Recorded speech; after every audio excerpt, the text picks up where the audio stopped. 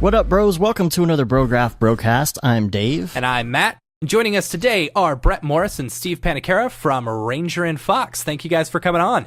Hey, thanks for having us. Hey, guys.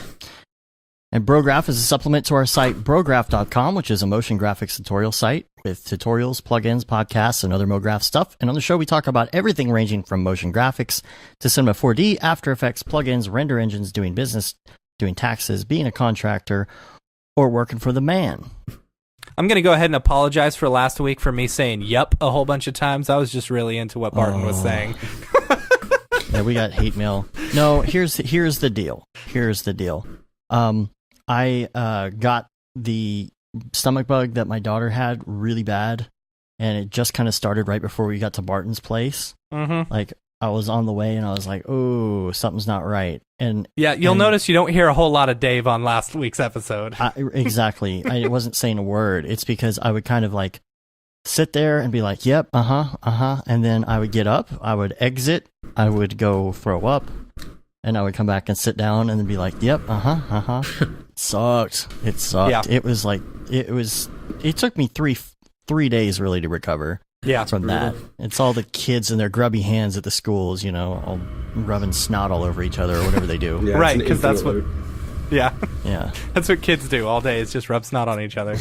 Basically, though, I mean, when you think about it, that's what Brett does over here every day. Yeah. So that's the other thing I didn't get to really, I had all this stuff written down and I didn't really get to it because I was just trying to hold it together. But last week was Matt's birthday. We didn't get to talk about that. So, all right. Who cares? Make sure you wish him a late birthday on Twitter. Yeah, don't do it on Twitter. I hate Twitter. Yeah. Well, and the reason being because you can never please everybody. Nope, you can't please anyone. So I'm just going to go ahead and jump into this real quick, and you guys feel free to change the subject or whatever. I'm not sure if you guys heard, but we put out the announcement that we're doing the Brograph Jam. Brograph Jam 2 with Deadmau5. We actually leave by the time you guys hear this. Dave, you're going to edit this tonight, I'm assuming, because you ain't going to have time. I'm going to edit this the second that we're done. So I'm hoping y'all. In fact, what I wanted to tell y'all, and I'll just say this on the show: send me MP3s so I can just do it quicker. Okay, yeah. Cool. So I know it sucks. Just send me MP3s. It goes to MP3 anyway. We got to pack and get out of here really fast. Cool. So yeah, tomorrow we're leaving for Joel's house to do the Deadmau5 Brograph Jam, where we are making more content for the Cube, and it's super fun. Last time we had a bunch of people asking for the template, so this time we decided, hey, let's make it a bit more formal. Let's put up a website, where people can download the template, they can submit stuff if they want, blah blah blah. So we posted it on Twitter. I was super excited about it because it's kind of a big deal, and then sure enough, we get a bunch of haters submitting us to for exposure and other stuff, and it's like, okay, you know what? We must have hit a nerve or something because apparently the legal wasn't termed in a way that it made it seem like we were just taking all of your stuff and we owned everything, and that we needed project files and whatever. So after a couple of days of sulking to myself and being sad and hating myself for everything, I just went ahead. I changed the legal to where, you guys are basically just giving us permission to do it. We don't need project files. The only reason we asked for project files is in case we needed to change something. So if we really liked yours and wanted to use it. Yeah, exactly. So we were just looking out for everyone, and we got a bunch of hate. And really, the whole thing is we're not asking for people to do free work. We don't care. We're just giving people. That's the thing. We don't need that content. We don't need what Yeah. anyone sends. We are making content. In fact, Joel is working on content right there with us. We're creating the content, but so many people just wanted to just play around with it that we just thought we would put that out there for the people who were bored and wanted to do that. We don't expect anything for free. Yeah, no, not at all. We figured it was a fun opportunity, to be able to do some cool stuff, The opportunity to get your work in front of Deadmau5 or up on the Cube or whatever, do it or not, we don't care either way. Yeah, we don't care either way. So anyway, that was our week. A whole bunch of more stuff. But let's go ahead and get into this interview with you guys. Well, I did you have got a couple, something else. I'm sorry. Yeah, I have a couple things I was just gonna, because maybe y'all have some input on this. First of all, because we are going to be up there, just like to say we probably won't have a show next week. Yes, which is very rare for us. However, yes, we will have one for the holiday that we're going to do. But I wanted to talk about, first of all, X Particles 4 came out. Have you guys messed with X Particles 4? Yeah. Brett? Sorry, what was that? Have you guys messed with X Particles 4? Yeah, a little bit. I helped out a tiny little bit for the beta, and really liked what I saw. And Mike showed me some early stuff way back in NAB of last year, I think, when they just started to kind of release a couple of things to the beta before I got on it, which got me really excited. And cool. Since it's been released, I've barely had a minute to myself to actually play with it. But I've seen some really cool stuff come out in the last couple of days, which is really impressive. Do you have a favorite feature? Yeah, the flow field.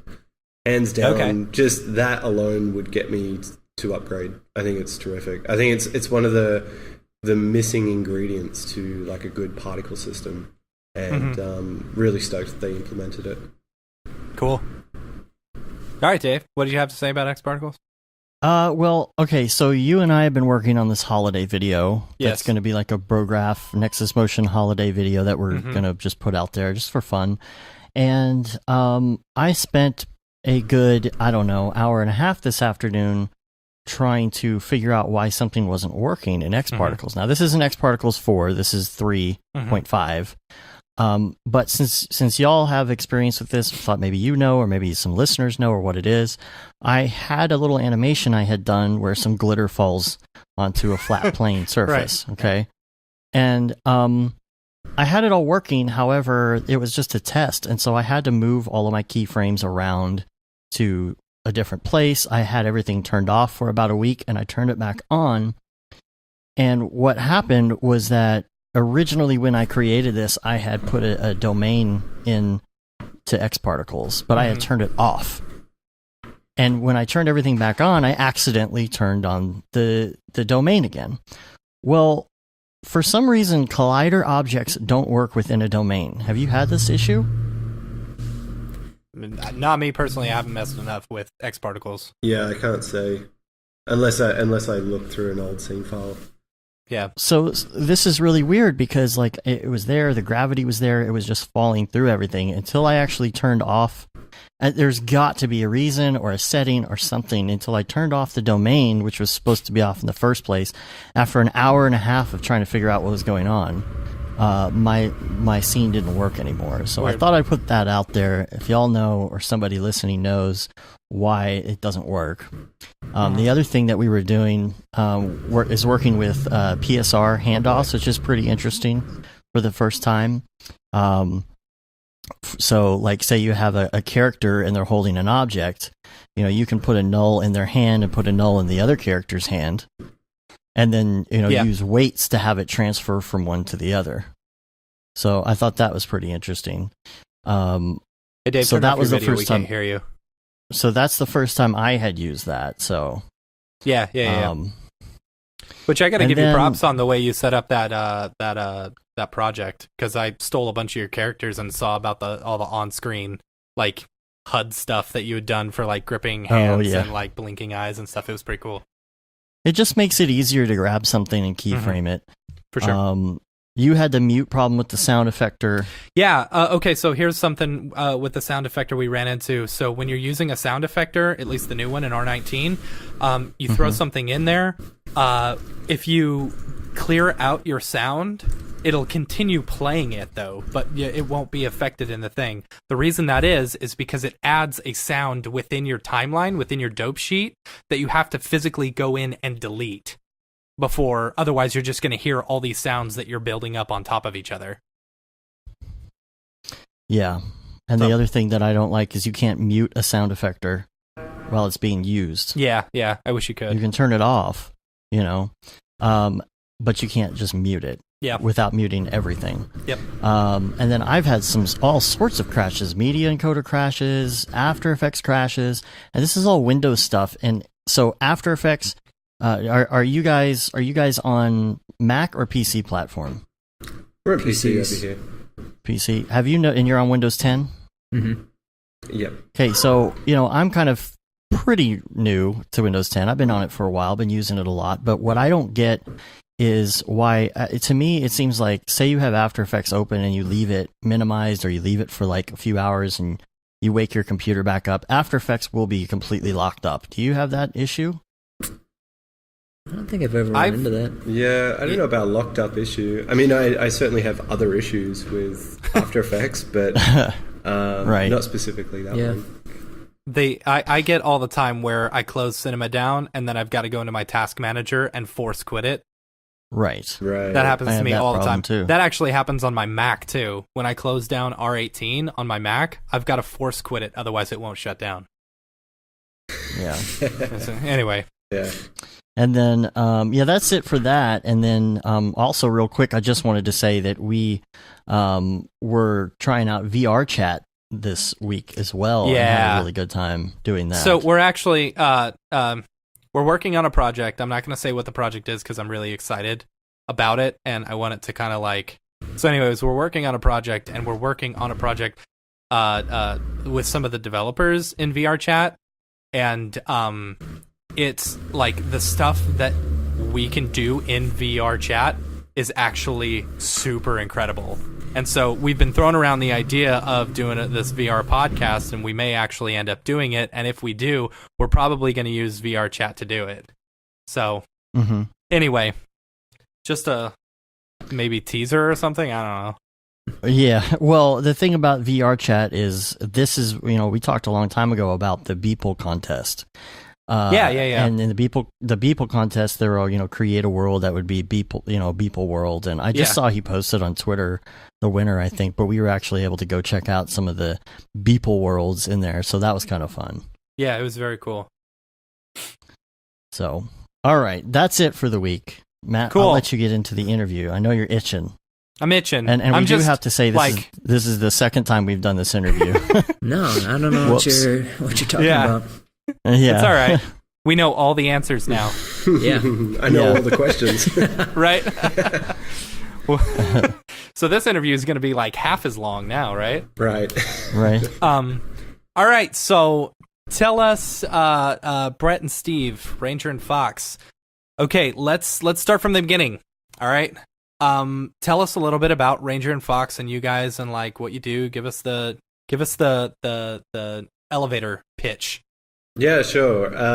Ranger Fox is a small design-driven motion design studio located in downtown of Los Angeles. There are two partners of the company, myself and Steve. We've been operating since March of this year, 2017. And we've known each other for many years, and it was a natural progression for us to sort of part ways with the previous studio and sync up and do something that we could build for ourselves. Cool. Very cool.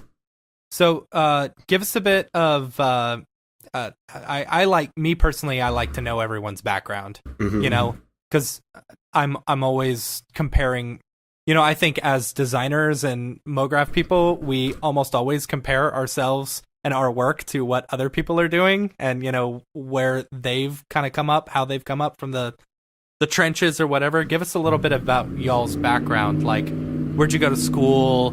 What'd you study? Blah, blah, blah. Yeah. All right. Yeah. I grew up in Michigan, Detroit, Michigan, and went to the College for Creative Studies there. And I started off in graphic design. And around end of freshman year, I kind of discovered, because I've always had this love for animation and have tried to, I would take some animation classes and try to fit that into the curriculum. And about the end of freshman year, I discovered this thing, motion graphics, that kind of blends animation and graphic design. And I was like, oh, shit, that's it. So, sorry. The rest of the time, I was really fortunate because the faculty and the graphic design department in particular were really accommodating to my wanting to do that. And so they, as opposed to creating like a print brochure, they'd be like, yeah, go for it, make a motion graphics project. And they were just really supportive of, my ambition and dream to get into motion graphics. And it so happened that the owner of Capacity, the studio Brett and I used to work at, he also went to CCS, and that's how we kind of got talking, hooked up, and then flew out right after graduation and started working at Capacity. So you went straight from graduation to Capacity. Yeah. Was that kind of nerve-wracking going to work for a big yes, LA absolutely. studio, Like, did you feel like you had a lot to kind of live up to? Oh or my God, were yeah. you going into it? Yeah, it was a trip. It's like, you walk in the first day and you're around all these really seasoned, talented artists, and you just feel like an imposter. You're like, yep, I don't know what a lower third is. What am I doing here? And that's funny. Yeah, luckily everyone was really cool, and you just jump right in. Like I feel like I learned more in the first 6 months of working for an actual studio than I did, for the 4 years before that in school. Yeah. It's the real world experience, I think, where you learn a lot of the stuff, all the hands-on and being able to work with the team and being able to learn from some of those peers. At least my experience with the Art Institute where I went, it was okay. We had some industry professionals, but they were there to teach. They weren't there to actually show you how to do stuff. We maybe had 2 or 3 teachers who were like that. It wasn't until you get into a good studio where it's like, okay, this is how things are done. Yeah. Yeah, totally. So, but yeah, the work that Capacity's putting out is just absolutely fantastic. You guys did a killer job over there. Yeah, thanks, man. Brett, let's go into your background. Where'd you study? What'd you do? Well, I'm originally from Australia, if you can't tell from my accent. You are? Yeah, shocking. I actually started in film studies straight out of high school, and I had the desire of being an editor, and then as I was at school, I realized that I really wanted to become a producer. And I had a side job at my uncle's production company. And while I was there, I was just kind of tinkering away with After Effects and Cinema 4D, and ended up kind of loving the job that I was doing at his company because it had a lot more variety than film. And his company did a whole host of different jobs from, the film, commercial, live event spectrum. So I felt like I got a little taste test of everything. And I think after about 2 years of kind of doing both of them parallel, I ended up leaving my film studies course just because I wanted to pursue it full time with his company. And it worked out really well. I had a ton of experience working with him. He produced one feature film while I was there, and that was cool because I at least got to see through this passion of working in film, but also not being exclusive to the film industry. Right. And focused on that for a few years before I realized that the GFC hit pretty hard in Australia, and the work kind of it didn't necessarily slow down, but it wasn't as exciting as it had been. And so around 2007, I landed a job at Foxtel where I worked with John Dickinson of MotionWorks. And I got to focus on broadcast design. And while I was there at Foxtel with him, we just did broadcast design for years and years and years. And was it a big change going from kind of the film After Effects work that you were doing into this whole, motion design for broadcast? Yeah, I think so. I mean, projects prior to that they varied. I mean, we'd be on a live event, like Big Brother, and we would have content that we'd have to just produce in a matter of hours. And I think being in a situation where you have to think really quickly and be really efficient with your decision making, I think kind of trains you to look at things in a particular way. But then on the other end of the spectrum, when we'd be working on film, there'd be one challenge that you'd have a month to solve, or how you would go about cleaning up or fixing a certain shot. So I feel like I had a good cross section of all sorts of sort of problem solving. But then we went to Foxtel.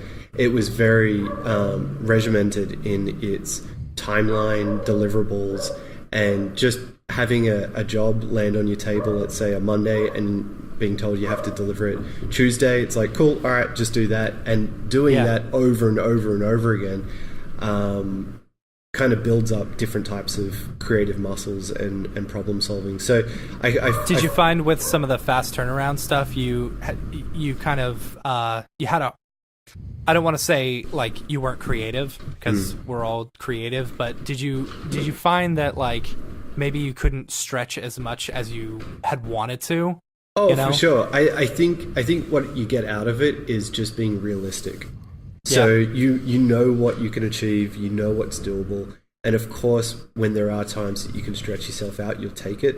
But I think at the end of the day, you just have to be realistic to whatever the demands are of that timeline. For sure. So, and this may coincide a little bit. I got to see your NodeFest presentation. Is that one out yet? I believe it's almost out. I know they're in post with it. I don't know exactly when it's being released. Well, lucky me. I got to see it. Right? And I was noticing with a lot of the like the slides that you were showing off, you're a pretty big espresso guy. Mm-hmm. Yep. What kind of like what was your influence to like really start diving into espresso? And like there are some artists out there that David Ariev, I'm looking at you, that just don't like would love to get into espresso, but just like, are like, no thanks, I'm cool. I'm like way too good of an artist. I don't know if you would say that, but yeah, I mean, what was kind of the push to get into that? I don't know. I don't know. I feel like maybe I've seen some of your talks at NAB where you've talked about like good espresso rigs and stuff. And at Node, you talked about kind of like building some of these plug and play kind of stuff, Yeah. Go ahead. Yeah, I think holistically having that experience early on of kind of, stretching your time, having a lot of deliverables in a short amount of time, I always battled those requirements. And so whenever, I guess when John Dickinson and I made Movie Type, I'd been tinkering around with espresso, but not to the point where I felt totally comfortable with it. But making Movie Type and, taking the espresso knowledge to, as deep as I possibly could, I think what it does for me now, it opens up possibilities for me to be nimble in decision making and output. So if I'm now creating a project, I could build in espresso outputs, or I don't know, control, I guess I would say. So at least one rig can give me 10 variations or infinite variations depending on how I want to build it. So I always saw the production benefit of having something that was systematic and that could basically control data, just giving me the power to export various variations or make various changes without starting from scratch. One of the things I hated was doing something. Well, okay, like my analogy for this is I hate working in Photoshop. I can't stand committing to decisions. I need the ability to go back and change my decisions and not affect the final output. So I think that's kind of the way my brain thinks. I always want things to be live and procedural, and so espresso really. You need smart layers. It's all about smart. No, layers. I know. I totally. I joke. Yeah. No. That's No, I just feel like having that control of non-destructible sort of prototyping, I think, allows me to be really free creatively. Knowing that I can go back and change something at the seed level that, ricochets all the way through. And it's also, I can like add to it as someone who I'm not prevalent in espresso by any means. Like I know C4D and it can animate and everything, but working with Brett, it's been really cool because we'll come up with a concept, an idea, design. He does all the figuring out on the back end, and like we'll make it work, art direct it, design it, and then when it's time for production and animation, he's like, yep, got it boiled down to these couple sliders here. They'll do exactly what you need. You don't have to dive all the way in, like way down the object manager into Espresso. Awesome. It's just like a really boiled down, simple to use thing, so that when we're animating, we can just focus on art directing the animation, making it look how we want with the camera, all that stuff, not having to worry about the technical aspect or going back in and messing with all that stuff every time you need to make a change. Mm-hmm. Steve, how long have you been working in Cinema 4D? Like, were you working it now as far as in school? Yeah. Like, because me personally, I didn't learn Cinema 4D until probably 9 years after I was out of college. Yeah. Like, I know, dabbled a little Brett, bit. You've been working in it since forever. Yeah, a little while. How long?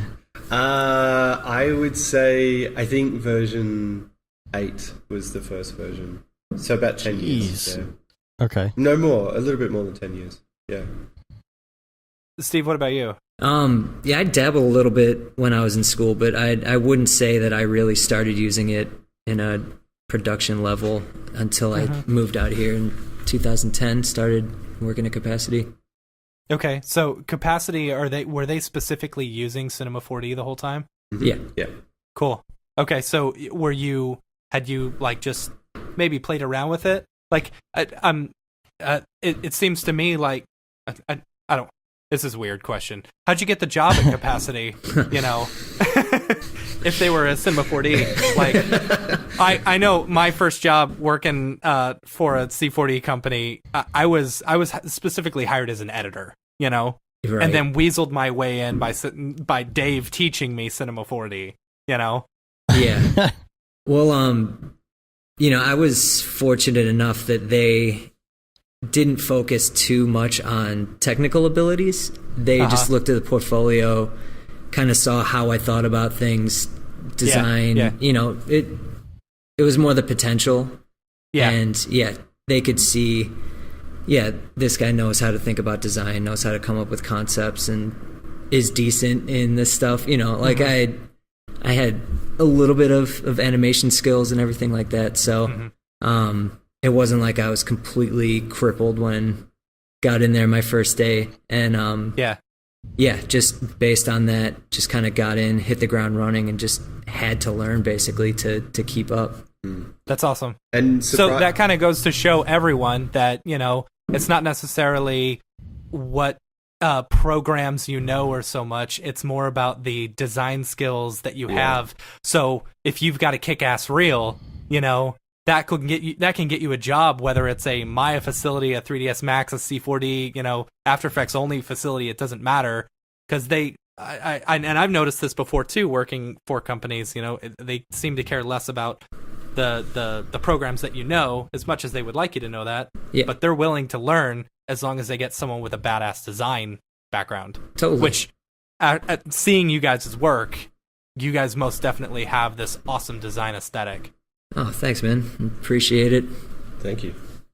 But so what were you going to say, Brett? I kind of interrupted you. Yeah, go ahead. Oh, no, I was just going to say, a studio like Capacity, I came after Steve was there. I probably showed up about 2 years after Steve was there. So he was already in the trenches, not having any issues with cinema. But I was there while we did take on some juniors, and there was not that much pressure or emphasis on the kind of younger designers to perform at that higher level in cinema. I think a lot of the sort of teachings came from a lot of the senior people sort of shepherding them into the software. I'm sure anyone coming out of school looking at a big studio like Capacity or Prologue or even a small studio like us who is very C4D heavy, I think to what Steve was saying, we would look for a portfolio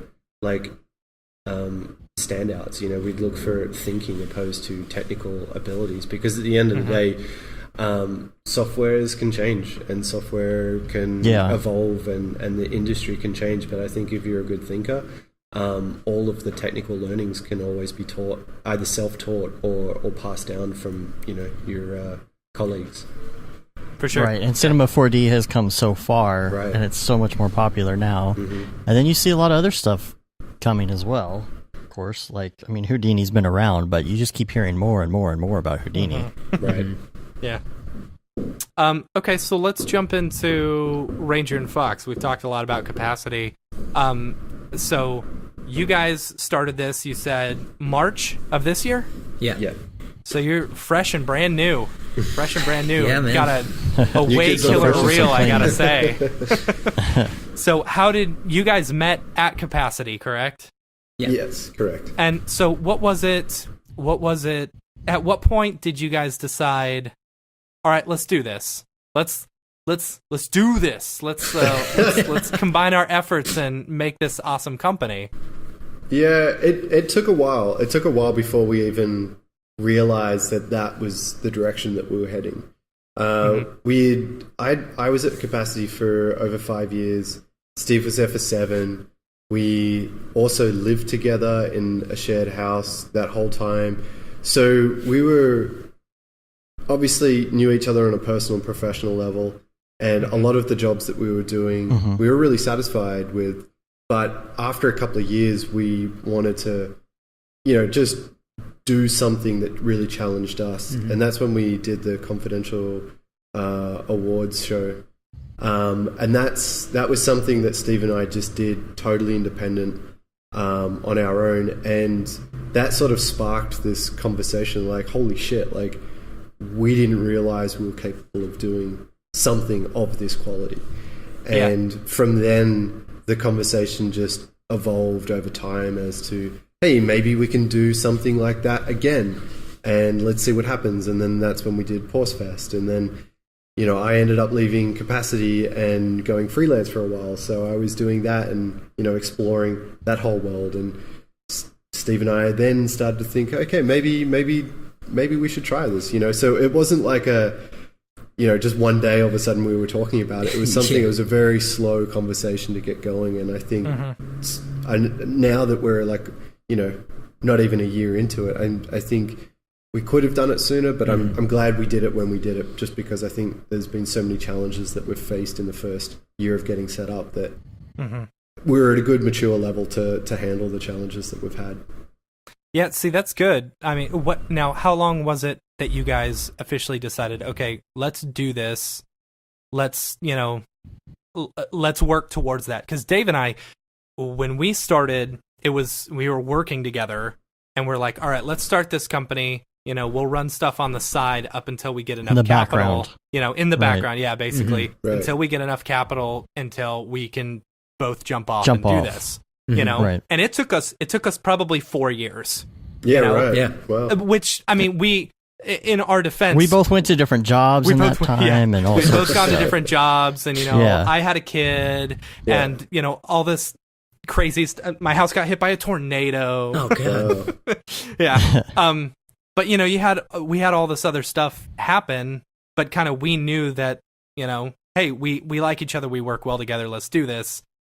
At what point, at what point was it like, okay, let's do this? And then from that point to when you actually filed paperwork and, started working under the name, how long was that? It was, I mean, like Brett was saying, it was kind of a slow burn, but I'd say maybe 6 months before we... I'd say even less than that. Because, if we started in March...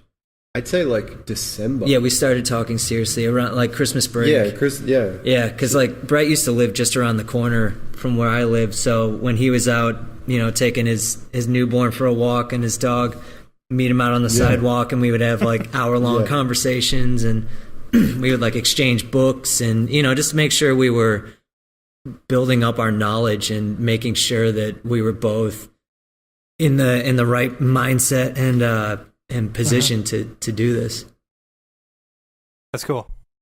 So how's the first year been? No, the first year has been awesome so far. It's just been such a great learning experience. It's been fun and terrifying, and very terrifying. Everything at the same time. You'll lay there. That terror doesn't go away. I'll let you know. We're on our second year, and it's still here. Damn it. you've got your ups and downs, and then when you hit like 2 months of downs in a row, that's the worst. It is the worst. Yeah. Yeah, I know. That's when I have a buddy who owns a studio in Detroit, and he said that it really amped up when you took on staff, when he hired people. Yeah. Because then you have mouths to feed. Yeah. So, you just lay there at night and you're like, oh God, I have people that they depend on me to feed their families. Children and all of that. Yeah, exactly. Yeah. So, but we're not at that point yet, but it's just been really great kind of building this thing from the ground up. We made sure that we took the time to really develop our voice and our branding and surround ourselves with the right people so that we can make sure that we're getting off on the right foot and building this from a good place. Because there are a couple practices and standards that you realize at companies you work at where things aren't built correctly from the ground up, and then it just exponentially gets worse as time goes on. And we wanted to avoid that at all costs. So we tried to pinpoint all the pain points and, if we needed an IT team, we went on the hunt and got a really good IT team to set us up right, and a lawyer and all that kind of stuff. Just surrounding ourselves with people who really know what they're doing, so that we're not, one, wasting time, and two, doing it completely wrong and screwing ourselves in the future. Yeah. Okay. So this is a weird question. Where's a lot of your business coming from? Is it word of mouth? Is it just people you guys have worked with in the past? Is it former clients or former jobs that you've had? If I can ask that at all. Yeah, no, it's good. We got really fortunate to land Microsoft as a client. Nice. Early on, just through a mutual friend, and the creative director kind of took a chance on us, and since then it's just been a really great relationship. We've been doing a lot of work with them, and it's just been really good creatively, and it's allowed us to move into a new space downtown. And it's been a really great relationship to have. The getting into a space that's gotta add that extra amount of nervousness to it. A little bit. Yeah. Especially LA. I can imagine those prices are ridiculous. Yeah. Well, funny enough, where we are is pretty by hipster standards, it's a pretty cool area. But it's probably the cheapest area of all of LA by at least a factor of 2. We were looking in Venice, Culver City, kind of a little bit of West Hollywood area, just any sort of commercial space, and we'd be paying through the roof if we were in any of those areas. In the arts district of downtown, it's kind of relatively cheap from commercial leasing standpoint, so it's not as bad as it could have been. But I think you would definitely feel that if we needed to scale. Our place right now could probably hold 6 to 8 people before you'd start to be, a little cramped, getting a little cabin fever. And I think the city has so many options for bigger scale spaces, but the overhead would just be massive. Yeah. So what made you jump into the decision of getting a space versus? See, Dave and I, we just work out of our houses. Right. We're what we call a virtual what is it? Boutique. Virtual boutique studio. Right. Ooh la la. AKA working out of the house and not putting on having pants. to pay any bills. Yeah, that too. What made you jump to the decision that, hey, we need a space? I know Joey in his book that I bring up every week, he talked about, it was kind of being able to get away from the family, because, if the family's constantly talking to you, it takes you out of your zone and stuff. Or was it more of hey, we just need a space, we need to be more legit. Yeah, it was a bit of everything, a little bit actually. of all of it. Because we were working out of my spare bedroom for a while. which was good for me and Steve, just because it was, Steve was living around the corner. But there was definitely the issues of working in a house with a family, because my son was only a couple of months old when we were doing that. And it was pretty hard because, you kind of want to be in two places at once whenever you're hearing him cry and all that. The room for us was too small and too hot with all of the GPUs firing.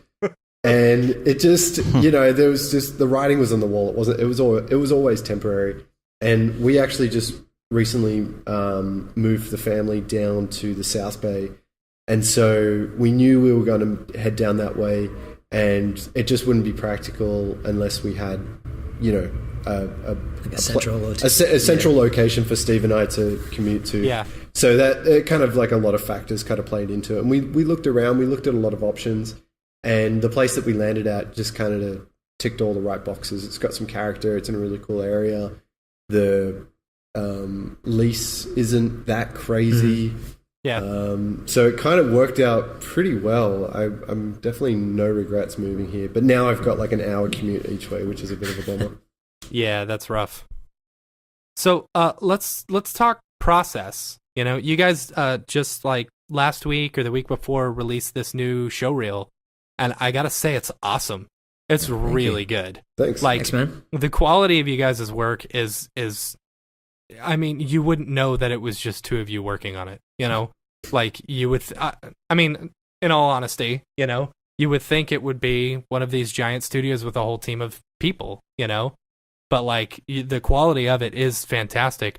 What's the process in, like, how do you make sure that it's up to par, that it's up to, these, it's weird, big boy standards, you know what I'm saying? Yeah, totally. We've always kind of held ourselves to really high standards, and like, it's kind of cliche, but we're definitely our own worst critics.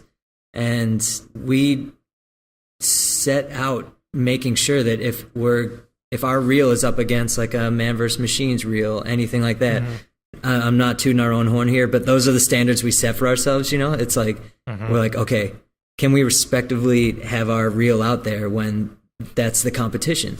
And, we kind of knew that when we became a studio. We're like, now we're out there. We're fighting with the big boys. We're fighting with the big fish. And, we just wanted to look the part. So it was a process. Like, we definitely had a lot of back and forth and put a lot of like time and effort and love into that. So I thank you for all the kind words.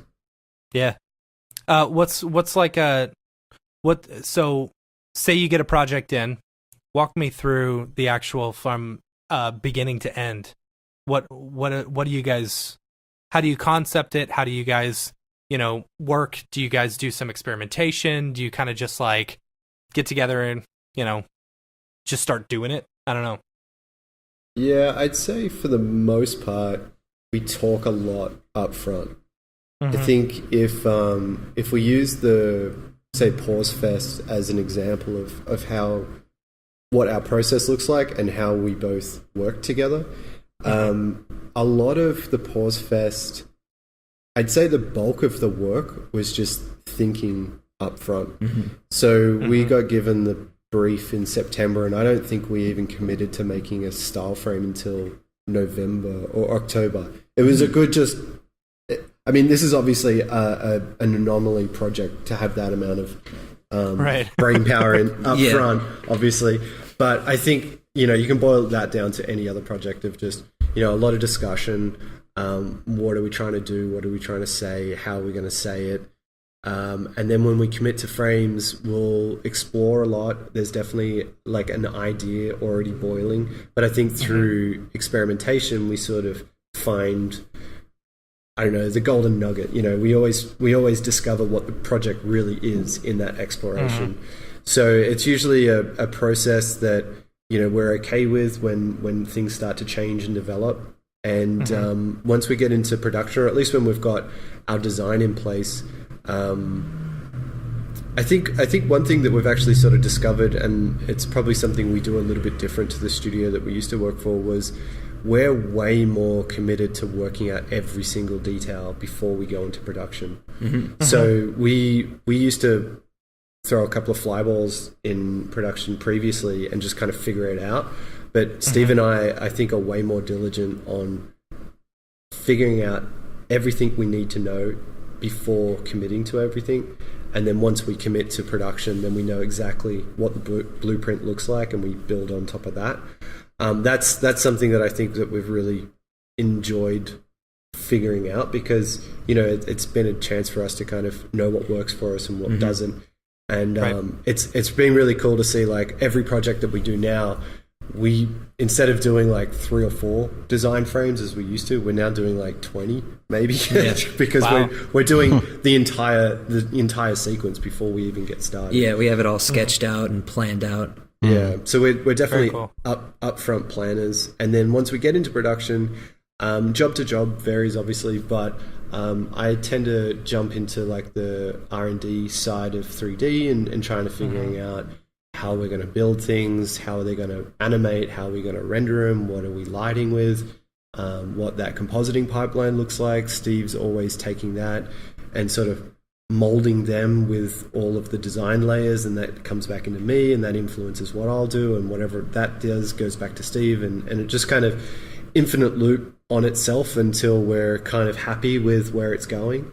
And then once we're in production and actually, you know, animating, it's pretty much like a clear division of labor. Like, once things are set up and they're going, there's no part of the process that Steve can't do, and likewise when it comes to, you know, animation as well for me. So I think we both bring a lot of different skills to the table, but then a lot of those skills also overlap and complement each other. So it's kind of nice having a big project, because we see that it's always like a big mountain to climb, but it's kind of cool doing it with your mate who you know has got your back, and we're going to get through it together. Yeah. So tell me about the process behind the Pause Fest. Like, what was the inspiration for that one? Because it's a gorgeous spot. Oh, thank you. Thanks. That one, like, did they come to you with this idea, or did you concept it out for them? Yeah, we concepted out for them. The only brief we had was it had to be something that can contribute to the theme of the festival, and that was Discovery. Yeah. Okay. Well, no, discovering your future self. Yeah. So that's basically all we had to go from. And so we played with the idea of time and self-reflection and just evolving as oneself. And it wasn't until I think we found the Japanese poem that things started to click, and we kind of built it all around a handful of visual ideas with the poem as the thread holding it all together. It's really cool. Great stuff. What render engine did you use on this? That was Octane. Okay. And a bit of Cinema, I believe. Okay. Yeah. So let's talk render engines. Sure. What do you guys what is your main render engine of choice? At the moment, it's Redshift. Okay. Yeah. Oh, wow. Okay. And I'll say at the moment because it always changes. Right. Why specifically? Why choosing Redshift over a render engine like Octane for you guys? I would say that we've used Octane for many years. We started in version. I looked this up after our call. We started in version 1.4. So it was just as animation sequencing was implemented. So I always liked the idea of a GPU renderer, just seeing the performance that it was able to offer. And so once they enabled animation, it was like, okay, let's give this a try. So there was a project that we managed to, implement Octane on, which it was Shurima. It was a League of Legends job that we did, and so that's going back a few years now. And I love Octane. I think it does amazing things, and we used it in I don't know, pretty much, I'd say like 90% of the jobs at capacity for a good 3 years, maybe. Wow. So, yeah. So it got to the point recently, and I say recently in like the last 12 months, I should say, that I had a couple of projects that just started to kind of push the ceiling of what it could do. Nothing to do with rendering, nothing to do with speed or anything like that, just more like the shader capabilities. And I think the shaders are really good, but when it comes to utility aspects of what they can do, I think it's quite limited. And so Redshift was boiling in the background. There was a lot of Max users that were getting on it, and the performance and quality looked great. Once they announced the alpha, I gave the alpha a go and really loved the shader network. I think the shader network is, for me, the most appealing part of using Redshift. And I hear a lot of people that don't want to use Redshift because of the nodes, and I'm the one that says use it because of the nodes, because of how powerful it is. Well, that's because you're such a big espresso guy, you know. Yeah, but it's almost like I think a lot of people are concerned with, they wish they could do both. Yeah, sure. They wish they could have a little less nodes at times, like Octane. Yes. And you don't necessarily need to worry about the nodes if you're not doing anything crazy with Redshift. Like, I mean, the shaders are still stacked like a regular state shader. You can still work with it. It's only when you want to import a texture map or you need to, blend some stuff that, sure, you have to dive into the node system. But all I'd say is just get familiar with it. I mean, that workflow is there to help you. It's definitely not there to intimidate you. It's there to make your life easier. And it is intimidating. I get that. But I would just say break through that threshold and feel comfortable with it, because it is quite powerful what you can do with it, and the way it can scale with artists and different objects. It's really, really cool aspect of that render engine. And I said to Matt on our first interview, our practice interview, that if all Redshift offered me was just the shader network, I would still take that over any other render engine, no matter what the speed was. Even if it was CPU? Absolutely, for sure. Yeah. Well, but you can optimize. You can always optimize, and you work within your restrictions. I think I'd rather the control than the the speed aspect of it. Have you worked with any other render engines like Arnold or V-Ray? V-Ray I have, and Maxwell. I haven't really touched on Arnold. I know it's good. I think it's a beautiful renderer. I try and keep up with what all the other players are doing, just to know when the right time comes up to actually start considering it. And with Arnold's sort of GPU teasing, I think it's definitely something that interests me. Us too. Because we've got the GPU hardware, we've got the infrastructure to support it. I don't like the idea of an Arnold render farm that needs 200 CPUs for it to be efficient for production. When you can do the same thing on the GPU for 5 GPUs. So there is a bit of a interest if they can get that GPU stuff figured out. But for now, Redshift ticks a lot of the boxes for us, and I'd say it's not crazy to learn. Like you've tinkered with it a little bit. I just put the car paint shader on everything. That's funny. No, there's definitely like a little bit of a learning curve. You have to get into Espresso in a way that you never thought you would. Maybe have to. Yeah, but I try and explain. No, it's fine. Yeah, I always see Steve's glare, just totally blank, and I'm like, no, this thing's good. Trust me, this is good. I know changing a variable here looks boring, but trust me, this thing is powerful. That's funny. Yeah, that you sound just like someone trying to explain espresso to someone. Yeah. Well, I've always wondered how I can get people excited about espresso, and it's such a dry subject. But I think when I have opportunities to speak at NAB, I'm always the first one to be like, I'm going to talk about espresso, and then they're like, no, do something that's a little bit more friendly for people to get involved in. I'm like, yeah, but people need to know espresso. Yeah. So I'm definitely like a big proponent of it. Espresso is killer, absolutely killer. We were able to create a plugin for Cinema 4D Lite that basically recreates some of the functionality of the full version. Oh, there you go. Yeah. That they left out in Espresso. Right. You know? Yeah. Yeah. I mean, it's a super, super powerful part of cinema. Absolutely. I was really worried they were going to drop it in R19, but they didn't. Right. Yay. You never know. Yeah. Okay. Ranger and Fox, where'd you guys get the name? It was, we did a lot of peyote and went walking into the woods. And 3 days later, we just walked out with the name. No, I'd like to say Aviato. Aviato. Yeah, exactly.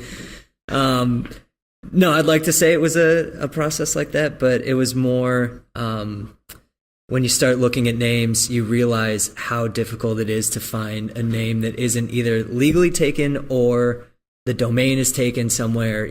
There's a small business in Minneapolis that's named Ranger and something. Yeah, and you've always got to go look for the .com first. Oh, yeah. That's the first thing. Yep.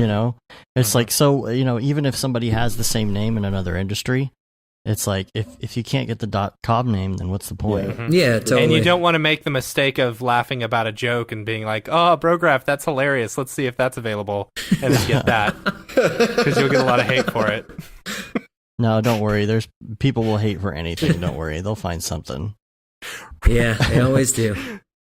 But no, we really liked Ranger. Like we fixated on that one early on, and we wanted to pair it up with something. Early on we're a duo, so we're like, maybe there's something to that, and we wanted to pick something that could scale and be a good name going forward.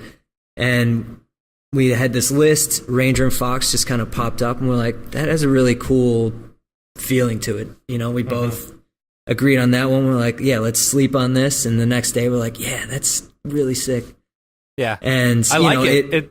It has this, it's classy. We realized it's got kind of like this classy sound to it. Yeah. Yeah. That's what we're going for. Yeah. Going mahogany books. And, but we realized that like Ranger could stand for, this like protective, noble, very like, brand protector type thing. And then Fox is much more playful, like experimental and agile and swift. So there was this cool, back and forth like juxtaposition that we could do with these two ideas that really lent themselves well to design and motion graphics and what we're doing. For sure. What were there any names that hit the cutting room floor? The Basement. The Basement was one, yeah.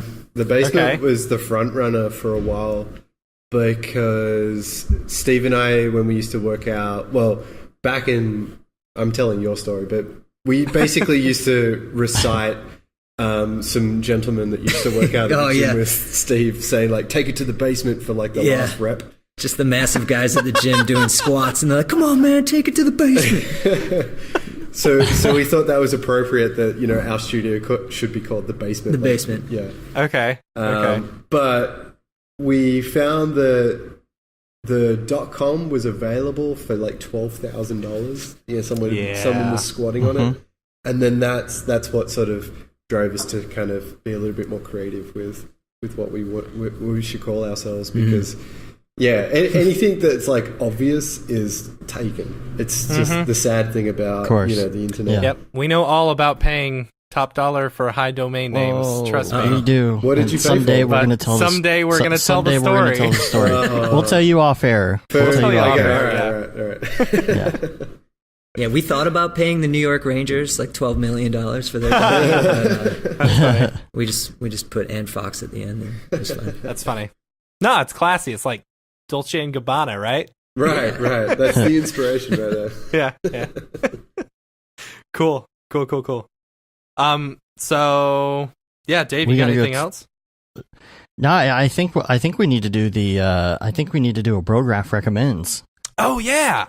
And then some Beeple's people. Yay. Because we didn't get to do that last week. I know. You were too sick. Yeah. Sorry. That's all right. Do you have the questions up for recommends? Because I don't have them right now. I do. All right, let's do it. I do, and we're going to do this for both of y'all. So you guys are going to have to pretend like you're thinking about this, like you. No, see, that's what makes this great. Is like you already know the answer now. We can just get right to it. All right, favorite movie. From Dusk Till Dawn.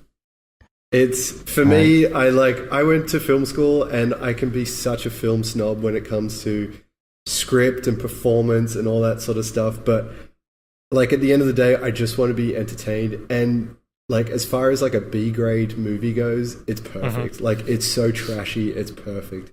What's your favorite A grade movie? See, that's where I always feel like you're. I don't know. There's a lot of good films out there, and I'll just say, From Dusk Till Dawn is my perfect A grade film as well. All right. Brett's a huge fan of The Hunchback of Notre Dame. Yeah, the animated one. It's not bad. I'm going to say, I said Tombstone last time, which is still true, but I also remembered Saving Private Ryan. I saw that 6 times in the movie theater. Like I snuck in because I wasn't old enough to see it. And I was working at a movie theater, so I saw it 6 times as well. I'd always sneak in and watch the scenes. What happened to Moana? I thought Moana was your answer. Obviously. Yeah. Wait, we haven't done this before, Matt. No, yeah. What are you talking about? No, I actually like it. It's pretty funny because everybody's always like, "Oh, I wish you would have sent me these ahead of time so I could have checked them out." You know, I've only seen 2 movies in the theater multiple times. One of them was Star Wars: The Phantom Menace, which I think it took me 6 times to realize that it was actually a bad movie. Because I wanted it to be such a good movie, because it had been so long. Yeah. And the other one, as ridiculous as it is, Spawn. Yeah. Do you remember the Spawn movie? I'm a fan I believe that came out at a time where there were no good movies out. Right. And me and my friends would go to the movie theater all the time just to as something to do. It was a $2 movie theater. Because they didn't have that was back when they didn't have the theater seating and stuff, the stadium seating, it was all like on a flat thing. So it was $2 to go see a movie, and we must have seen Spawn like 8 times. Such a terrible movie. I knew from the first time it was a terrible movie. Yeah, the CG totally holds up. Yeah. The end demon scene, so realistic. Yeah. All right, what's next, Dave? The next one is music. We're going to music. Right. I'm going to say that I like to play Beats in Space often in the studio because it gives us nice variety and it keeps a good vibe going. What is that? I don't think I know Beats in Space. It's a podcast run by Tim Sweeney that's been going on for... we're talking music. We're talking music. Yeah, it's a music podcast. It's a music podcast. Yeah. Okay, sorry. I was thinking it's been going on for about 18 years. I think they just had their anniversary. Long time. And he's a DJ, and every Tuesday either does the set himself or invites other DJs in. And I feel like there's just the best music going around. The dance scene that's being played on that. So, big fan of Beats in Space, but I'd say when it comes to actual artists, Tool is my favorite band, hands down, with that a clear mile, but then closely followed by like Massive Attack and probably Sigur Rós or Sigur Rós, so good. Yeah, that's a big difference between Tool and Sigur Rós. Yeah. Full spectrum. See, I would have seen you as a Sigur Rós person. I wouldn't have taken you for a Tool person. Oh yeah, Tool's my first love. He's always trying to get me to go to a concert. I'm like, Yeah. You're from Australia. It's not like Silverchair? Oh, Silverchair's good, but I think they're like too rock. They're like... Okay. Yeah. That first album, though, Frog Stomp, man. Frog Stomp, man. Excellent. It's a classic. Yeah. Daniel John's definitely got like really experimental, which was really good for him as like a developing musician, but I didn't keep up with his career after some of that stuff. My wife and really her sisters loved Silverchair. And they went and saw them like at some signing in LA. Like they flew to LA to specifically like meet him at the signing, and he was so drunk. Oh, I bet. Yeah. He was just so drunk the whole time. Yeah. Yeah. Nice. Anyway. Classic Johns. Yeah. Steve, Yeah. music? I'm a big fan of Tom Petty. I like a Okay. lot of the classic rock, Queen, Zeppelin, Black Sabbath. There's always a special place in my heart for 80s hair metal. Gotta go with Motley Crue, Def Leppard. But I feel like if you have 2 ears and a heart, the answer is always Phil Collins. 30 Rock joke. I got that. Oh, nice. I love you, Liz Lemon. I'm going to make you a mix CD. All right. What's next, Dave?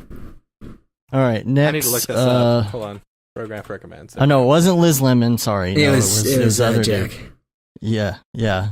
I'll forgive you that. I have 2 ears and a heart, don't I? One of my favorite lines. So good. Okay.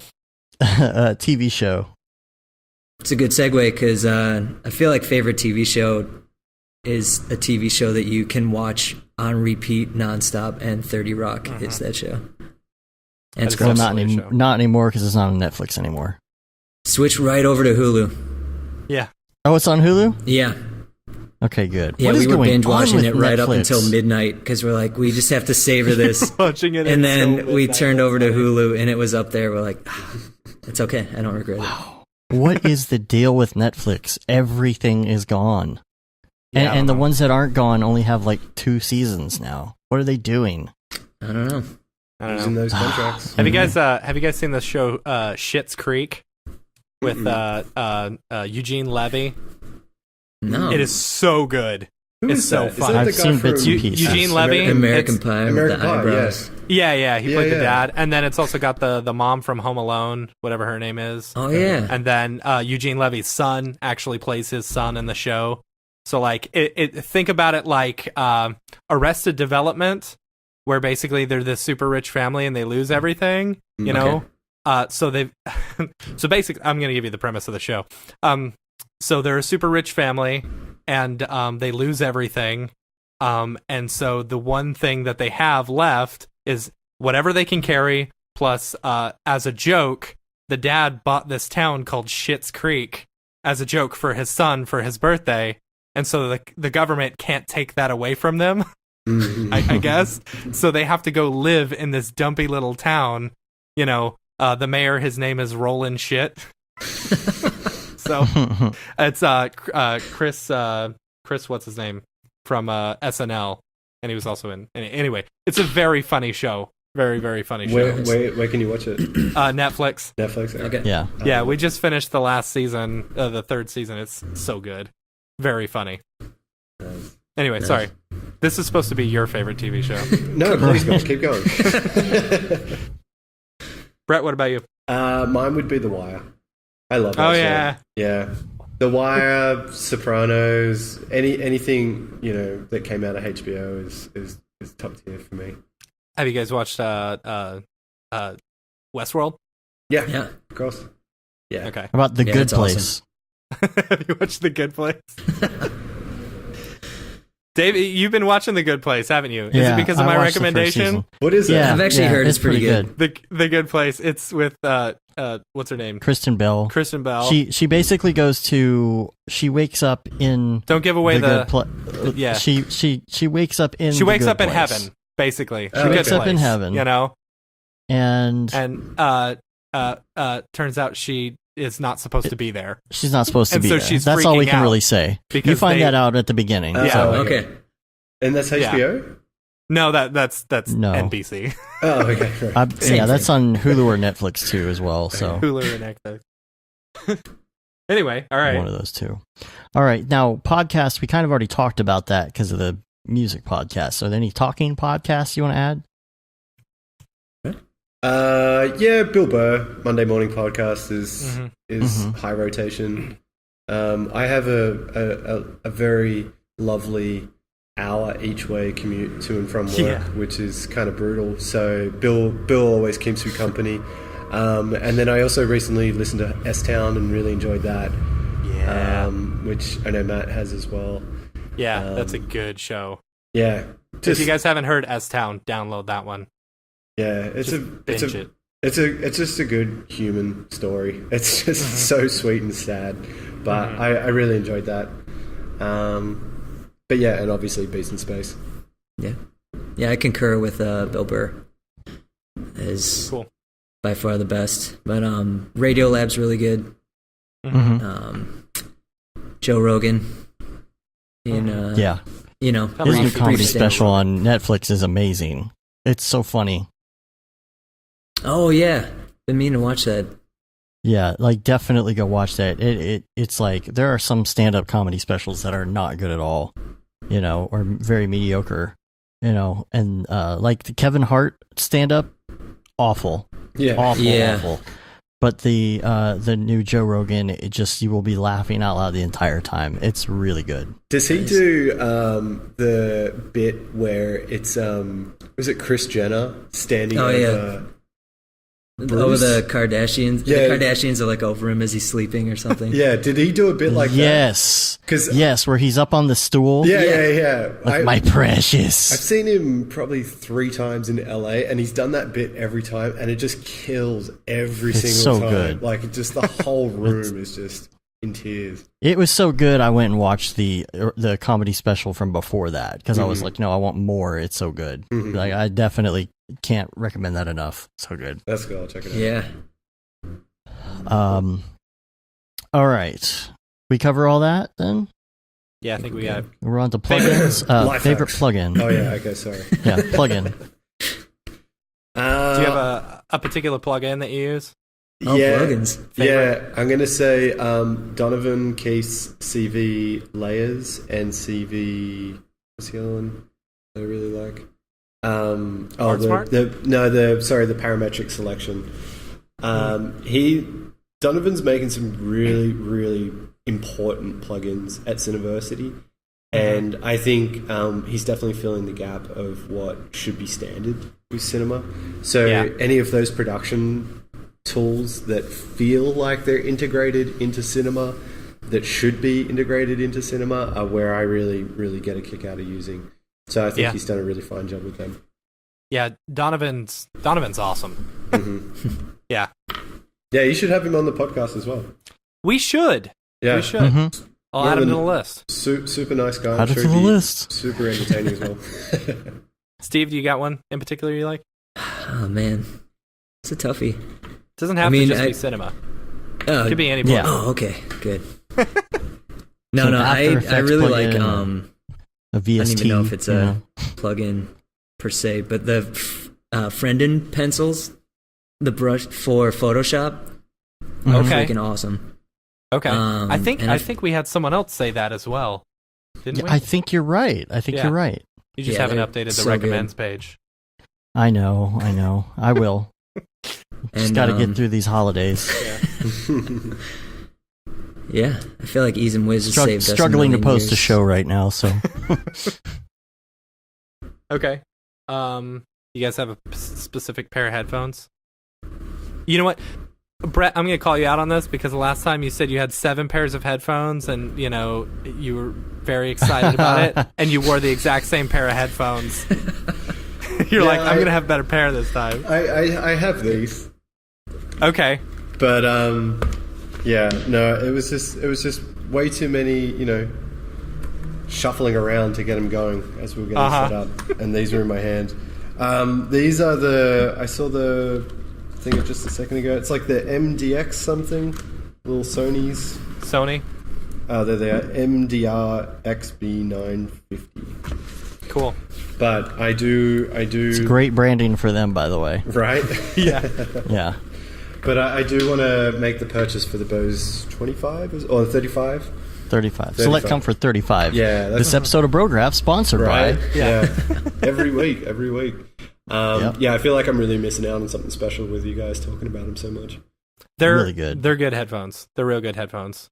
You know, I've been a lover of Bose since the very beginning, and they were the first ones to put out the noise canceling headphones, and I had the very first pair, and they're just beyond extraordinary. Yeah, they seem to be like the gold standard for noise canceling, and they're not super bassy like the, you know, cheap Beats by Dre, whatever. Yeah, awful. Steve, you got Beats by Dre? Yeah, I'm leaving. You're like, No, I actually have the same pair that Brett has. So, Cool. Oh, okay. Easy enough then. Yep. All right. All right. Do you have a particular website or Chrome extension or something that you like to use? I like LastPass. Yeah. Yeah. It's so helpful. Mm-hmm. Steve? I don't know. I don't think so. What was that one you just showed me with the coupons? Oh, Honey, I I think. This thing, I've been I seeing haven't that used it advertised myself. on Facebook all the time. What's that? I said I've been seeing it advertised on Facebook like crazy. It's like, Honey, I haven't used it myself, save but it money. looks amazing. Yeah, Honey. Yeah. All right. All right, and last one. Favorite life hack. Yeah. You guys have known this. You've known about I this. know. You've had time to think about it. I want to change my answer. All right. Yeah, I think I really subscribe to Happy Wife, Happy Life, and Okay. just buy a really expensive gift. It just seems to be like the best resolve for a lot of issues. Definitely something I subscribe to now. Okay. You guys are going to hear something on Twitter about that. Yeah. Yeah. Oh boy. Yeah. Well, that's all right. We didn't say it. Don't get mad at us. No, we didn't it's say true. it. We will You're hear going to hear something. something on Twitter about it. No, it's Yeah. What's wrong with spoiling your partner? That's it's a very nice. I don't thing think to there's do. anything wrong with that. No. I'm You're going to just say showing love. Yeah, exactly. you can buy empty suntan lotion bottles on Amazon. Okay. And Okay. you can use those to sneak alcohol into basically any venue. Chuck E. Cheese. Nice. It doesn't matter. It can be an Like indoor this is venue. going. Nobody questions suntan lotion. Right. And no one questions it when you're like drinking No. suntan lotion. No, they don't. I can confirm fine. this one. Yes. All right. Good to know. All right. Cool. Anything All else, right. Dave? Yeah, we're totally going to do People's People now. All right. You guys want to join us for People's People? I think if we can depart. It'll be It'll do be you fast. have time? Do you have 10 minutes? Yeah, I was hoping to be off this by 1:30. So Oh, We're hoping to be so done we with we'll you put by you behind. now.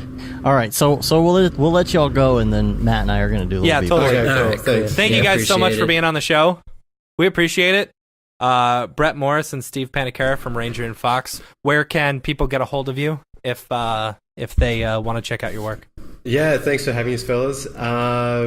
RangerandFox.tv is the brand new website. We're on Twitter, Instagram, all the same handles. You can find me, my personal Twitter at BMA_Morris. Mm-hmm. And S. Panicara. S. Panicara. That's my Twitter. That's it. But yeah, we're trying to mostly focus a lot of our stuff through the socials for Ranger and Fox. So we're hoping to bring that into 2018 as something that we're quite vocal in. Cool, man. Appreciate Cool. you guys being on the show. Yeah, thanks for having us. All right. All right, take care. Awesome. see you Thanks, guys. guys. All right, so let's do People's People. We're going to get out of here. If you go to your Beeple viewer of choice, we're going to go to, what date did I have in here? I had December 3rd, Year of Our Lord 2017. Hey, that's my birthday. Yeah, there you go. It's your birthday. This is just for you. You know why? Because it's called Amazon Mobile Site 2019. You got you something on 2091. Amazon. Oh, I'm sorry. so you know what? 2091. We actually just have for your birthday. I think we actually have a timeline now. We have we do. We know what year now. We do know what year it is. Yeah. So these names and brand names have been going in here, and all right. So we've got this. I like this. It's very. Oh crap! What is that movie called? Star Wars. No, no. Mad Max? The Mad Max. This is very Okay. Mad Max. Okay, Yeah. so we got an Amazon, weird vehicle made out of containers Mhm. running through the desert with some treads on it and stuff like that. First of all, render engine. What do you think? Octane? I'm going to say Octane. Yeah. I'm wondering too, a lot of people have been kit bashing. I wonder if some of this is some of that. I think it's pretty self-explanatory as far as it's made. Yeah, I don't think it's a kit bash. No, I think models, you think? I think he's got a bunch of models and he just kind of threw them in there. I do love the big toilet paper roll looking thing right above the driver's side. So it's basically says Amazon mobile site, and I'm wondering, like, okay, is this a delivery thing? Is it like they have a whole warehouse that just rolls around delivering? Like, how does that work? You know? Yeah, I don't know. In I think that's the delivery thing. In the dystopian universe. But is it like delivery and the warehouse at the same... Maybe the entire warehouse is mobile now. Yeah, that would make sense. Could be. And I don't have much more of a story on that unless you do, but... Maybe the whole thing is a giant manufacturing, like, inside of it, because you see it's got the solar panels and stuff. I don't know. Maybe they actually manufacture... It's a giant 3D printer inside, and it prints it on demand. Oh, no, I like that. There you go. I like that. There you go. I mean, that's how you live in 2091. That's true, and it's basically bringing in, like, it's just using materials from wherever to do the... It's like recycling materials and roaming around getting materials to melt down and turn into 3D print material. Mm-hmm. Yeah, to spit out more stuff, more goods. And then if you go to December 5th, this one is called Plus One, and I really like this this concept here. It's like a two-dimensional character, kind of ragdoll character. Dude. Well, it looks like the same guy like from outlines. his. Looks like the same guy from the Imagine Dragons. Yeah. You know, you're right. Like two-dimensional emission guy. Yeah, I do love the lights though. Like, I feel like the composition on this is really pretty. Like the tree to the left, and then the ground, and like the way everything is lit by this person. You know, very, very pretty. It's a great composition. Yeah. As far as storyline, I don't know. The thing is, like, it's... Oh, okay, here it is. This person, this is how you transport. And, like, maybe there has to be a human sacrifice of someone in order to create this transport from one world to the next. I mean, this could be part of the transport process. Oh, it could be. You only see the outline of the person. Right, yeah, that could be it. And it's almost like, when you say one to beam up, maybe you say plus one. And you beam up. I don't know. Okay. But I feel like, this would be a good way to transport if you didn't have, said orb portal. Right. Maybe that is the temporary said orb portal. Jeez, I can't say that.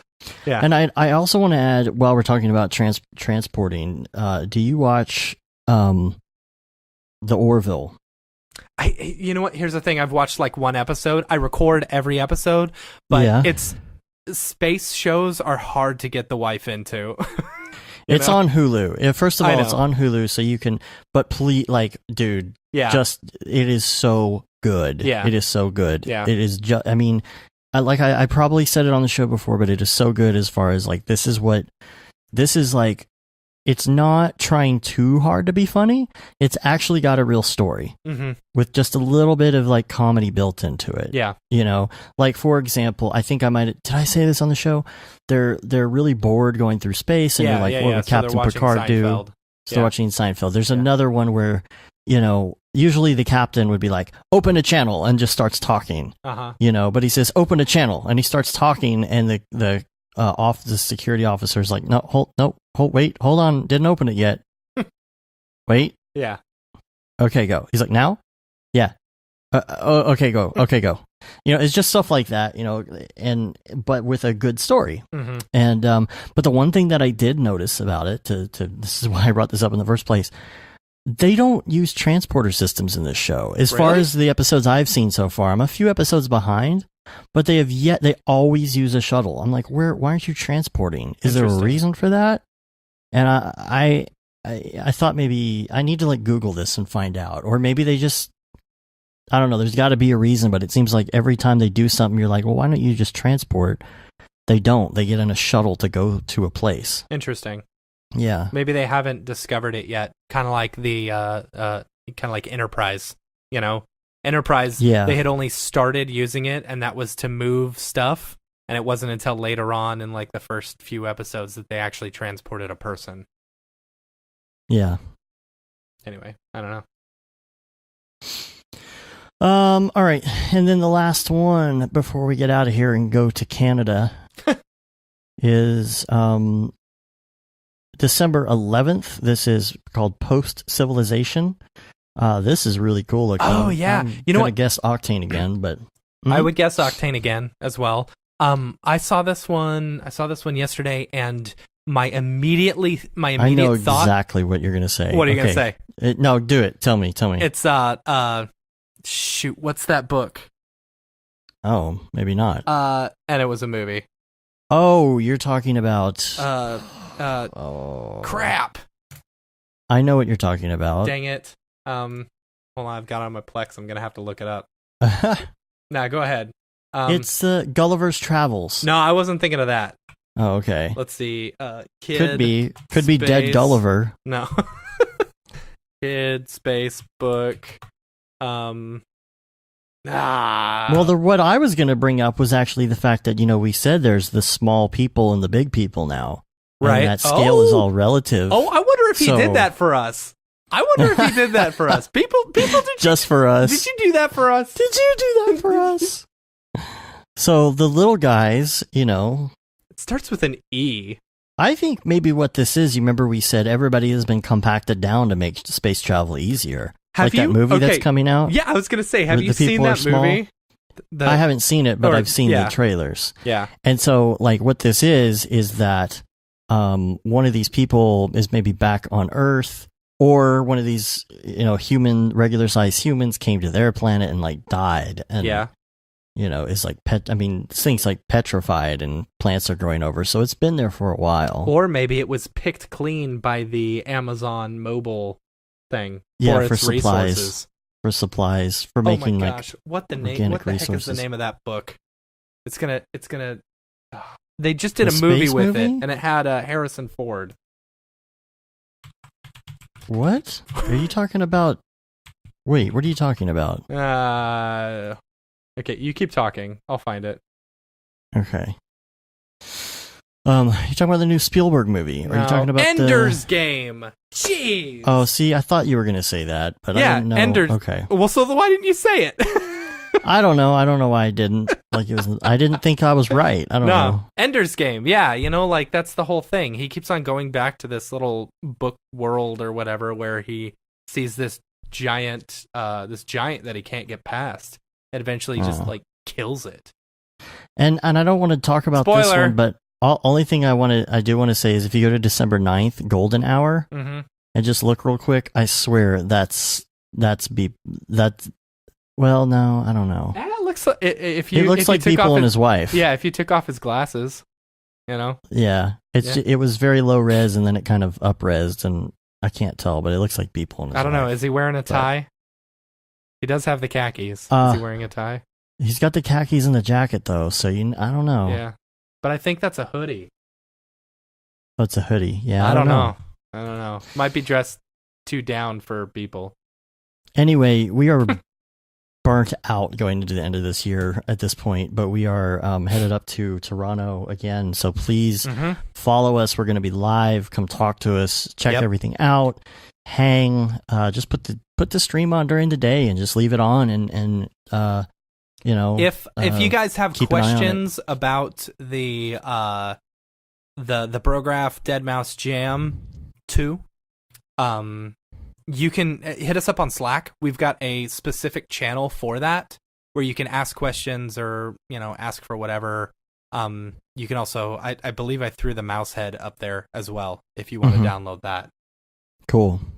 And I'm sorry I've not been in the Slack recently. I promise I will be. That's okay. It's hard. So Slack crazy. is I found days where I follow everything. I just go check on it every once in a while. There's no way you can sit there and take that all day. You will just never get anything done. I get all the notifications. I watch it. I read everything that's in every channel. I don't too. always comment on it though, because Me too. But lurking. did you see? And this is something that I want to talk about on the next show. Did you see the whole Redshift debacle? I did not. Oh my gosh. Okay, so I haven't opened it up in a couple days. I'm just going to go ahead and honest. talk about this because I feel like this is something that needs to be talked about. So Liam posted something on the Redshift forum. So apparently Pixelplow is no longer working with Redshift. What? Yeah. All right. Because I don't know. Apparently they're having to work out some stuff, and that so sucks. yeah. But you know who they're going with? Who? Ranch Computing. Ranch Computing is now offering Pixelplow. Or sorry, not Pixelplow. Redshift. Ranch Computing has Redshift. Yeah, now has Redshift. Okay. So well, whatever. I mean, Ranch Computing sucks. Like I'm just gonna go ahead and say it. Ranch Computing sucks. Like they are my least. I can say that because I have used them and still kind of use them. But I fear every time I submit a project that something's gonna go wrong. And you're not gonna get your money back. And we won't get our money back. Yeah, exactly. Right. Yeah. So but Liam was talking in the forums, in the Redshift forums, about what's going on with this. Why are you guys ditching Pixelplow? Because they're so much cheaper, and they do a good job, and they're a better company than Ranch Computing and stuff. Mm-hmm. And apparently, and this is not the first time that I've heard this. I've actually heard this from other people. Redshift, the guys over at Redshift really don't like to take any criticism. They cannot take criticism. I have heard that multiple times, yes. So, one of the guys over at Redshift, basically, he was trying to answer questions and stuff, and then he just got pissed off, and he's like, all right, you know what? I'm just going to close down this thread. I'm just gonna go ahead and close this thread. The one that's not cool. Yeah. So I want to read this right now. That is funny that it goes that direction too, because you see how Octane or Otoy has responded positively to negative feedback, and they need to take a lesson from that, because it has kept a lot of people on board the train. Absolutely, and that's the thing with C4D users especially, is that we are very giving and it's a very good community, and we all talk, and you got to be careful when you're dealing with this. And now I felt, I did feel kind of bad for Panos, on the Redshift forum, because we've gotten attacked a few times and it kind of sucks, and I understand when you make a decision that you think is going to be a positive and like people come back at you, but there's a certain way to handle it and there's a certain way not to handle it, and this really is this was not handled in a good way. So I just want to read this real quick. So this is like the thread they're going through, and and Panos basically calls out Liam on this, and he said, okay, this is going too far, so I have to close this thread. The reasons, all of which are meant for 531. Hold on. Jeez. Yeah. 1, you are making a completely unreasonable accusation towards our company and endorsing illegal activity. Basically, illegal activity. Well, because Liam was saying, Ranch Computing they're selling Octane and stuff like that illegally, because it's all a part of the user agreement that you don't set it up as a render farm. Anyway, right, they're not allowed to. So it's not our job to be constantly monitoring what other companies are doing with their business and to pull service without someone first requesting it and providing the reason to. It's a completely irrelevant conversation. You are obviously pissed about our dealings with Pixelplow and are not going faster, so you picked some other render farm and are somehow trying to associate the two things. 3, as mentioned on the other thread, you don't have the full story yet.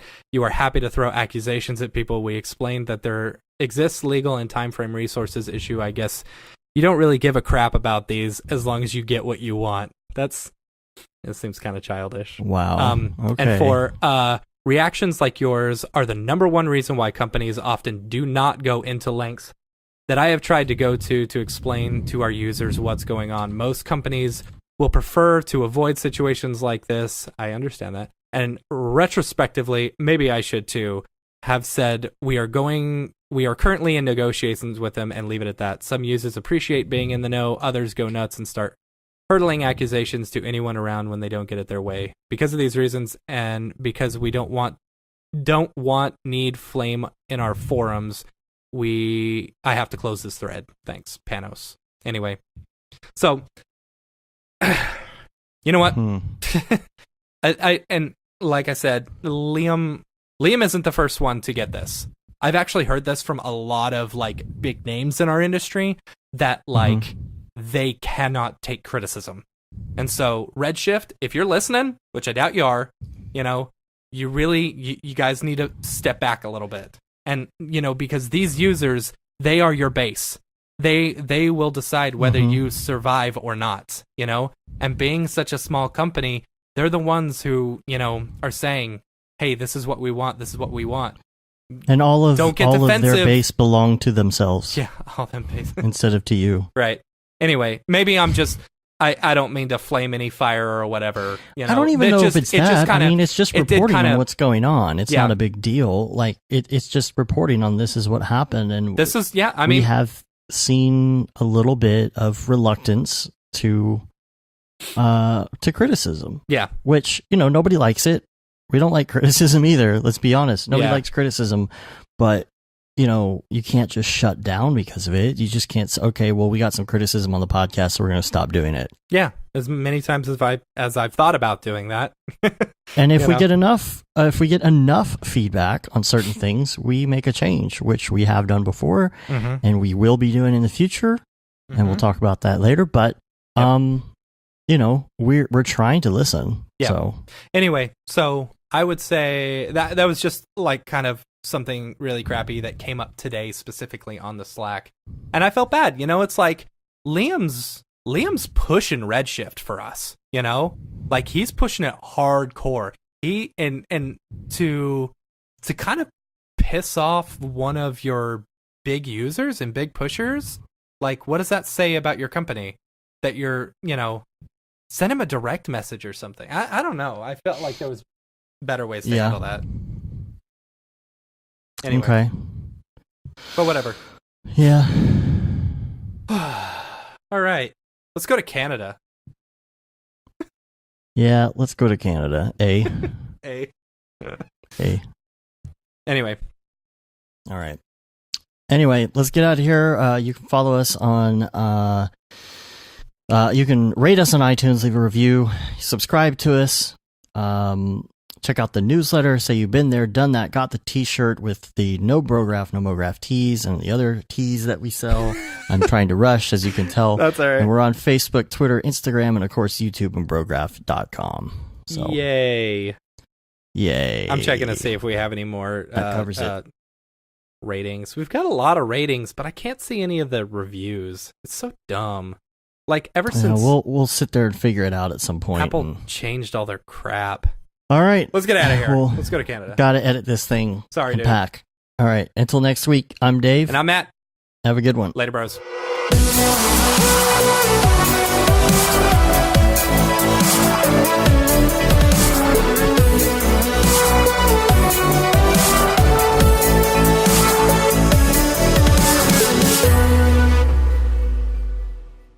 It's pretty good, I guess. Brograph.com, an online resource for learning Cinema 4D, After Effects, and other motion graphics tools specifically catered to help you prevail as a motion graphic designer. What's up, bros? Welcome to another Brograph motion graphics tutorial. With tutorials, plugins, and now a podcast with tens of thousands of listeners worldwide. Yeah, it's a great community to be part of. We give you professional time-saving tips, industry news, interviews, shortcuts, and lessons that help keep you current in the world of motion design. Go into HDR Studio, take the render settings, pick the HDR, put in a reflection, and gorgeous. I love projects that scare me. When our art director comes to us and asks for something that I had never done before, man, it gets me pumped. Our weekly long-form podcast will give you the latest news, help you in your file management, hardware configuration, and client relations. Learn about the latest render engines, modeling techniques, and workflow integration while staying entertained. Real nice banana. that's so funny. All right. I'm going to live forever. Our Brograph Talks are a chance to see the way industry leaders from around the globe are changing the face of motion design. Sometimes you got to make stuff that you're not going to put on your reel, and I'm not here to judge. The podcasts and talks include people like Beeple, Barton Damer, Nick Campbell, Andrew Kramer, David Ariev, Chad Ashley, Paul Babb, EJ Hassenfrost, Mitch Myers, Chris Schmidt, Jules Urbach, Cornelius Dammert, David Brodeur, Andy Needham, Caitlin Kaju, Zubair Parker, Noseman, Ryan Bean, Casey Hupke, Nick Lyons, Sage, Joey Korenman, Jeremy Cox, Rick Barrett, John Dickinson, Matthias Omatola, Patrick Goski, Brandon Clements, Steve Teeple, Tom Glimps, Patrick Lundstrom, Julia Simone, Devin Coe, Al Heck, and even Deadmau5. You get that render done. Yeah, you better frame what? Our Brograph breakdowns go behind the projects and give you an insight on what it's like to manage and maintain your own personal business or work for a large company. Join us for live sessions, check out our useful plugins, watch time-lapse projects, interact with us, and send us email questions and topic ideas. Or just hit the Rando Render button and do an imaginative daily that'll keep you on your toes. Take all your dreams and let's do it! Subscribe today and get automatic updates on the latest tutorials, tricks, tips, and inspiration brought to you by industry professionals Dave Koss and Matt Milstead. We don't care how you get here, folks. Just get here. Subscribe now to Brograph Tutorials.